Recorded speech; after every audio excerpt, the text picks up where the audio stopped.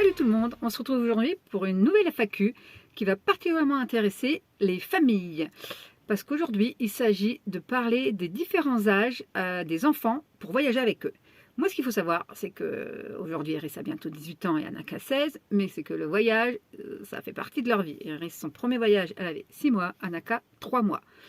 Et 3 mois en van. Hein. Donc autant dire que ça remonte à loin. Donc on va prendre étape par étape, en fait, quel type d'âge est, en mon sens, le plus pratique, en fonction de mon expérience, bien sûr, et en fonction aussi de l'éducation que j'ai donnée à mes enfants, parce que je pense que c'est un point ultra important dans ce sens-là. C'est-à-dire que moi, tout petit, j'ai trouvé que c'était super facile de voyager avec mes enfants, mais vraiment, hein, avant qu'ils marchent, ou même après, jusqu'à 3-4 ans, moi jusqu'au tour du monde, de toute façon. Parce que mes enfants, moi je les ai allaités très longtemps, jusqu'à leurs 2 ans. Donc je sais qu'en France, c'est quelque chose, oh mon Dieu, oui, voilà. Moi je les ai allaités jusqu'à 2 ans. Je les ai portés, ils n'avaient pas de poussette. Iris est née à Paris, juste avant que j'aille déménager à La Réunion. On est parti, elle avait 6 mois, mais elle est née à Paris. Et hors de question que j'ai une poussette à m'emmerder dans le métro, dans les rues, machin. Donc moi j'avais une écharpe, chinado, porte-bébé sur le ventre, sur la hanche, sur le dos quand ils ont été assez grands.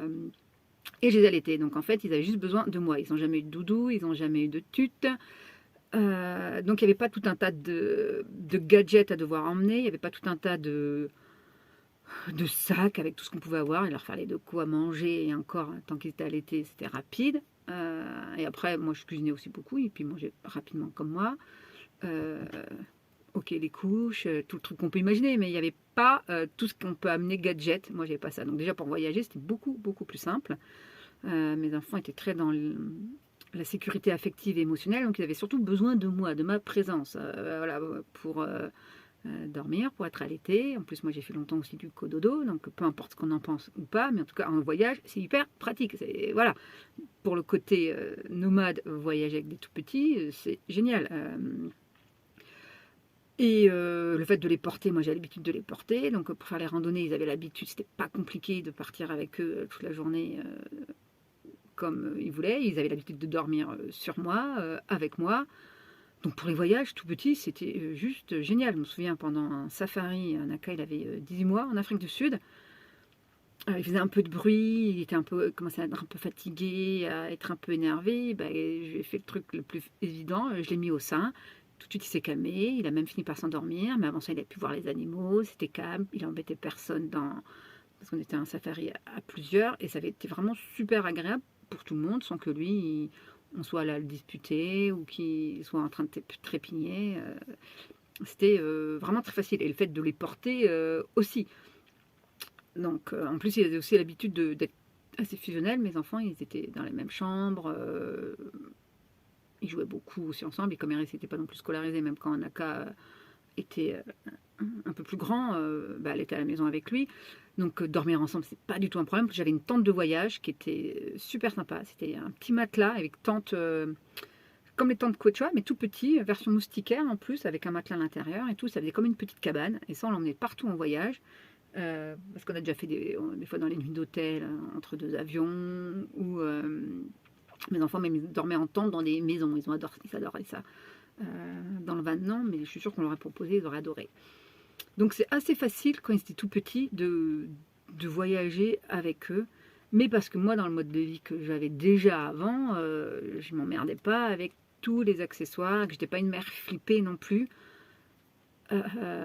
Et que la sécurité, on partait beaucoup dans des pays quand même anglophones pour nous pouvoir nous démerder à parler sans souci.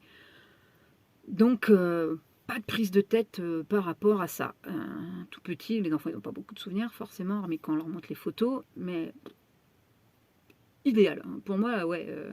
Même en plus le soir, moi, comme c'était des enfants qui se couchaient tôt et qui en plus ont fait des nuits rapidement, machin, on pouvait les laisser dormir, nous mater un film, faire ce qu'on avait envie de faire le soir, c'était pas dérangeant, même dans le van et tout ça.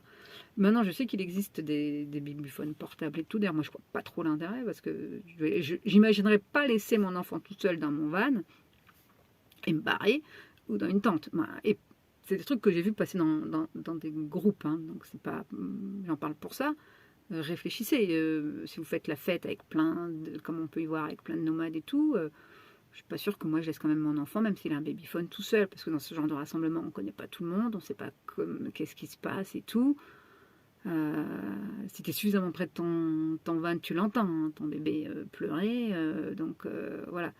Et sinon, tu es avec lui, dedans, et tu ne vas pas le laisser tout seul. Moi, en tout cas, à mon sens. Voilà, petit aparté. Donc tout petit, franchement, moi je trouve ça hyper facile, hyper facile, hyper facile. Mais parce que moi, c'était comme ça.